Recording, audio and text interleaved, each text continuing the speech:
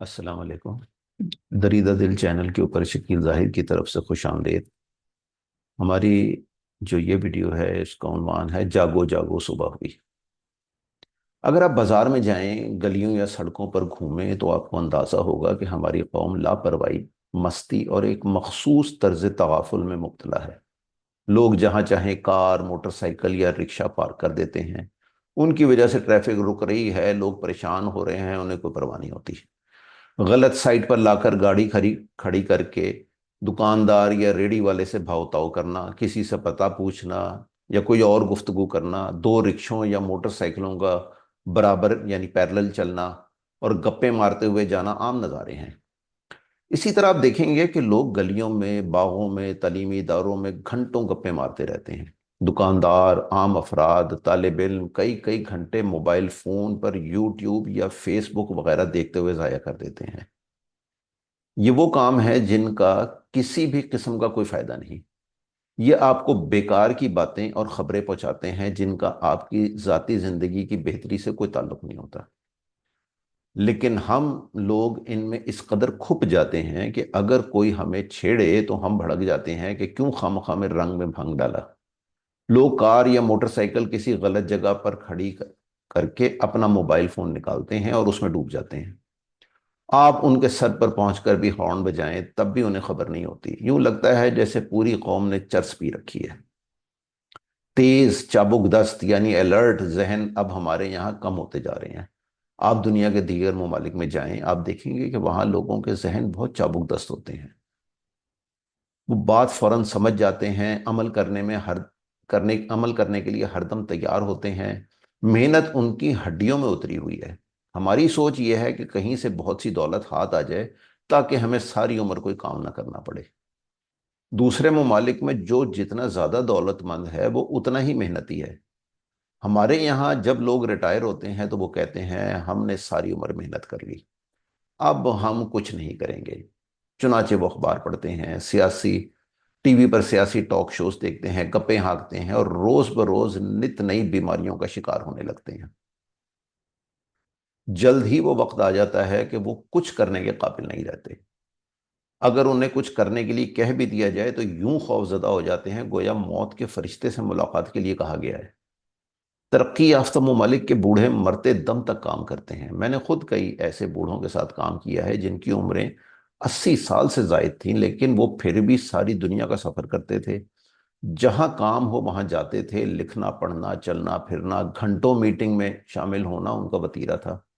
وہ تیز ترار، حاضر جواب، ہر طرح کی معلومات سے بھرپور، تجربے سے آراستہ گفتگو کرنے میں نہایت ہوشیار لوگ ہیں۔ ہمارے یہاں ساری ہوشیاری بے ایمانی اور دو نمبر طریقے سے دولت کمانے تک محدود ہے۔ لوگ دوسروں کو دھوکہ دینے، ان کا مال ہڑپ کرنے، لوگوں کی عزتوں سے کھیلنے کے نئے نئے طریقے سوچنے میں بہت تیزی دکھاتے ہیں۔ لیکن ان باتوں کا فائدہ انہیں کو خاص فائدہ ہوتا ہے اور نہ ہی ملک و قوم کو۔ چنانچہ پاکستان دن بدن نیچے کی طرف جا رہا ہے۔ لوگوں کی جنرل نالج تقریباً نہ ہونے کے برابر ہے۔ تاریخ، جغرافیہ، حالات حاضرہ وغیرہ سے ہم لوگوں کا کوئی لینا دینا نہیں۔ سائنس اور ٹیکنالوجی سے ہم نے ویسے بھی توبہ کر لی ہے۔ اسے غیر مسلموں کا علم گردانا ہے، چنانچہ اب ہم کچھ بھی نہیں کرتے۔ زیادہ افسوس کی بات یہ ہے کہ ارباب اختیار میں کسی کو احساس نہیں کہ قوم کدھر جا رہی ہے، کس کھائی میں گرنے والی ہے۔ وہ اپنے کاموں میں مست ہیں۔ وہ کام زیادہ سے زیادہ دولت اکٹھی کرنا، خوب آسائشیں جمع کر لینا، اقتدار پر تا دم مرگ جمے رہنا وغیرہ ہیں۔ ان میں عوام اور ملک کی فکر کہیں نظر نہیں آتی۔ دینی رہنماؤں نے ملک نے قوم کو یہ بتایا ہے کہ یہ دنیا رہنے کے لائق نہیں ہے، یہاں مہمان کی طرح آؤ اور اسی طرح چلے جاؤ۔ چنانچہ پاکستانی مسلمان صرف مرنے کے لیے پیدا ہوتے ہیں۔ دنیا میں رہ کر کوئی بڑا کام کرنا گویا دنیا میں گم ہو جانا ہے، جو دینی رہنماؤں کے نزدیک سخت ناپسندیدہ عمل ہے۔ جب زندگی سے مقصد ختم ہو جائے، کل کا انتظار نہ رہے تو انسان چرسیوں کی طرح زندگی بسر کرتا ہے۔ چنانچہ چاروں طرف یہی ہو رہا ہے۔ دنیا میں دل نہ لگانے کا مطلب یہ ہے کہ ہمیں یہ بات ہر وقت ہر لمحہ یاد رہے کہ ایک دن ہمیں یہاں سے چلے جانا ہے۔ اس وقت جو کچھ ہمارے پاس ہوگا اسے ہم نے چھوڑ جانا ہے، لیکن اس کا یہ مطلب ہرگز نہیں کہ ہم آج ہی مر جائیں۔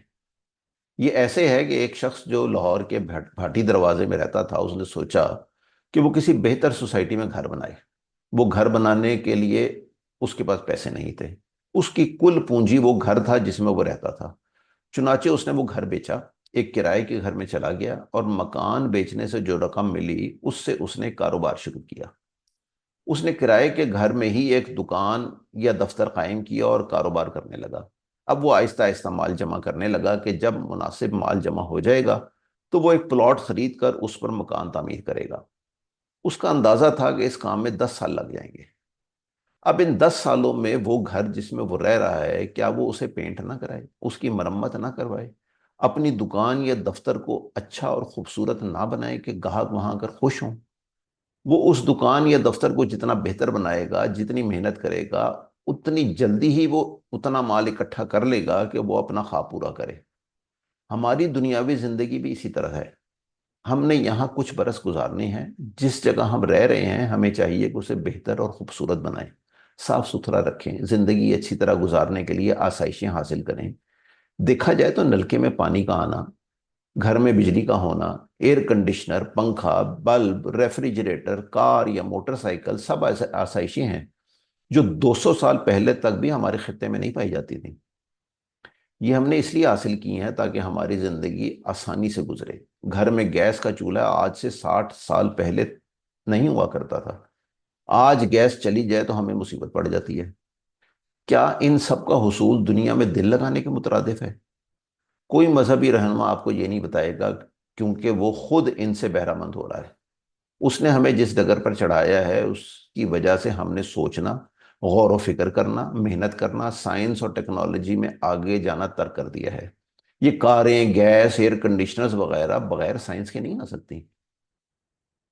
چنانچہ ہمیں چاہیے کہ ہم اپنے نظریات درست کر لیں اور جاگیں کہ صبح ہوئے بہت دیر ہو گئی ہے، دن خوب چڑھ آیا ہے، سورج سر پر آ گیا ہے۔ یوں چرسیوں کی طرح زندگی بسر نہ کریں کہ کچھ خبر نہ ہو کہ دنیا کدھر جا رہی ہے اور ہمیں کیا کرنا چاہیے۔ محنت، عمل پہم ہی کامیابی کی کلیدیں ہیں۔ جیسی زندگی ہم اس دنیا میں بسر کریں گے، اسی مناسبت سے ہمیں آخرت کا گھر ملے گا۔ یہاں کچھ نہ کر کے ہم وہاں گھر نہیں بنا سکیں گے۔ آپ کی توجہ کا بہت بہت شکریہ۔